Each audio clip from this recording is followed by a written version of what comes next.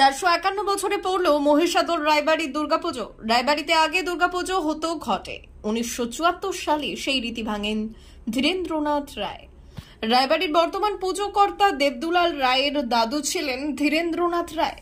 তিনি প্রথম রায়বাড়ির মা দুর্গাকে মৃন্ময়ী রূপ দেন। মহিষাদলের বাসুলিয়ার রায়বাড়ির পুজোর ইতিহাস এলাকাবাসীর কাছেও বেশ গর্বের। রায়বাড়ির সদস্যদের কাছে দুর্গাপুজোর অর্থ গোটা পরিবারের মহামিলন ও জমি আড্ডা। শুরুতে রায় পরিবারের দুর্গা আরাধনায় ঘট পুজো হতো। দীর্ঘ কয়েকশো বছরের এমন প্রচলিত রীতি ভাঙে 1974 সেই বছর প্রথম মাটির প্রতিমা গড়ে শুরু হয় দুর্গাপুজো। সেই থেকেই চলে আসছে প্রতিমা পুজো। বাসুলিয়ার রায়বাড়ির সেই পুজোতে এখনো আয়োজনের কোনো ত্রুটি থাকে না। পুজো শুরু হয় ষষ্ঠীতে। অষ্টমীতে রীতি মেনে কলা, আখ, কুমড়ো ও লেবু বলি দেওয়া হয়। নবমীতে কুমারী পুজো ঘিরে এলাকার মানুষের ঢল নামে। রাত হলেও পুজোর কদিন বাহারি আলোয় সেজে ওঠে রায়বাড়ির ঠাকুর দালান। আমরা অ্যাকচুয়ালি হচ্ছে এখানে থাকলেও যে আমরা তমলুকের যে বোঝবেড়ায় যে রাজু ফ্যামিলি আছে তারই আমরা বংশধর। তো ওখান থেকে বেরিয়ে এসে আমরা এপাশে আমাদের পূর্বপুরুষরা এসে এখানে ছিলেন। এখান থেকে এখানে নবমীর দিনই একদিনই ষষ্ঠী থেকে দশমী নবমী পর্যন্ত পূজা হয়, ঘট পূজা হয়। এখানে ভেতরে আমাদের একটা চালা ছিল ঠাকুর মণ্ডপের মতো, সেখানেই হতো। পরবর্তী ক্ষেত্রে আমার ঠাকুমা বসুমতী ভুবনেশ্বরীরা স্বপ্নাদেশ পেলেন।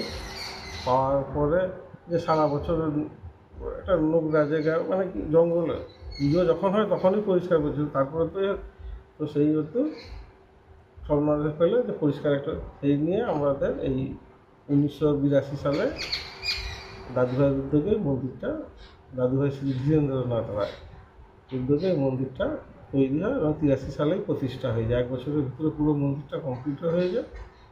83 সালে প্রতিষ্ঠা হয়। প্রতিষ্ঠা হওয়ার পর এখানেই এবং 73 সালে কোনো কারণে পারিবারিক কারণে 1 বছর দুর্গাপূজা বন্ধ হয়ে গিয়েছিল এবং তার পরবর্তী ক্ষেত্রে থেকে ধীরেন্দ্রনাথ রায় ওনার তত্ত্বাবধানেই ষষ্ঠী থেকে দশমী ঠাকুর করেই মাটির ঠাকুর করে আগে পুজো হতো ভেতরে। তারপরে এইখানে 82 সালে এই মন্দির প্রতিষ্ঠাতে কংক্রিটেরই একদম ঠাকুর পুরো সারা বছরই দুর্গা ঠাকুর থাকে এবং এই মন্দিরটা আজ পর্যন্ত পূজা হয়েছিল। পুজোটা কত বছরে পুরনো?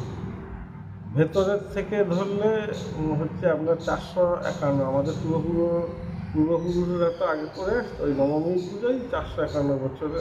তারপরে তো ওই 73 সাল থেকে ঠাকুর হয়ে ষষ্ঠী থেকে দশমী ধরে পুজো হয়ে আসছে।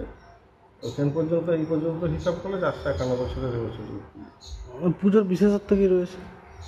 পুজোর বিশেষত্ব বলতে আপনার ষষ্ঠী থেকে যেরকম পুজো হয় ষষ্ঠী সপ্তমী, তারপরে হচ্ছে আপনার অষ্টমী, যেমন নবমীতে বৈষ্ণবী মতে যেহেতু পূজা হয় সেহেতু আখ, কলা, শশা এরকম বলি দেওয়া হয়।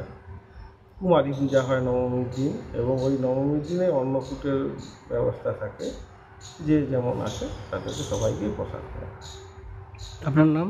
দেবদুলাল রায়।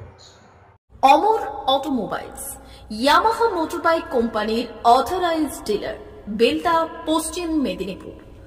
অমর অটোমোবাইলস, আমাদের এখানে পেয়ে যাবেন ইয়ামাহা কোম্পানির সব মডেলের মোটরবাইক ও স্কুটার। প্রতিটি কেনাকাটায় থাকছে আকর্ষণীয় উপহার, থাকছে স্পট ফাইন্যান্স, স্বল্প ডাউন পেমেন্ট, চেক ছাড়া ফাইন্যান্স ও 0% সুদের হারের ব্যবস্থা। তবে আর দেরি কেন? আপনার বাড়ির কাছেই আজই চলে আসুন ইয়ামাহা কোম্পানির মোটরবাইকের বিশ্বস্ত শোরুম অমর অটোমোবাইলস, ইয়ামাহা মোটরবাইকের অথরাইজড ডিলার, বেলদা, পশ্চিম মেদিনীপুর। যোগাযোগের নম্বর 9547232150 অথবা 6296512188।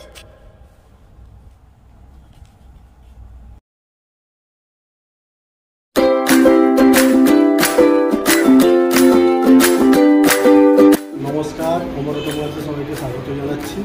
আমাদের কাছে ইয়ামাহা কোম্পানির প্রত্যেকটা বাইক এবং স্কুটার অ্যাভেলেবেল রয়েছে। আপনার R15 V3, R15 V4, MT-15, FZX, FZS এবং স্কুটার RZR, ফেসিনো সবই অ্যাভেলেবেল রয়েছে। আপনারা একবার ভিজিট করুন।